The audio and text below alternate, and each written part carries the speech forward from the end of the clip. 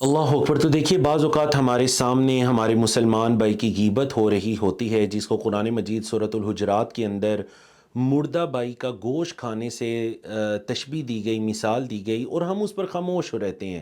بعض اوقات اس طرح ہوتا ہے کہ ہم بھی اس میں دو باتیں اپنی طرف سے بھی اضافی لگا دیتے ہیں تاکہ غیبت کرنے والے کا حوصلہ اور بلند ہو جائے۔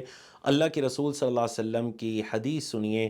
آپ صلی اللہ علیہ وسلم نے فرمایا، جس نے اپنے مسلمان بھائی کی غیر موجودگی میں اس کی عزت کی حفاظت کی، اس سے اگر کوئی غیبت کرے اس کو خاموش کروایا اور اس کی عزت کو بچایا، تو اللہ رب العزت پر حق ہے کہ اللہ اس کو آگ سے آزاد کرے۔ تو کتنا یہ آسان عمل ہے، لیکن ہے بڑی ہمت والا کہ اپنے مسلمان بھائی کی غیر موجودگی میں اس کی عزت کی حفاظت کیجئے۔ اللہ رب العزت آپ کی گردن کو جہنم سے آزاد کر دے گا۔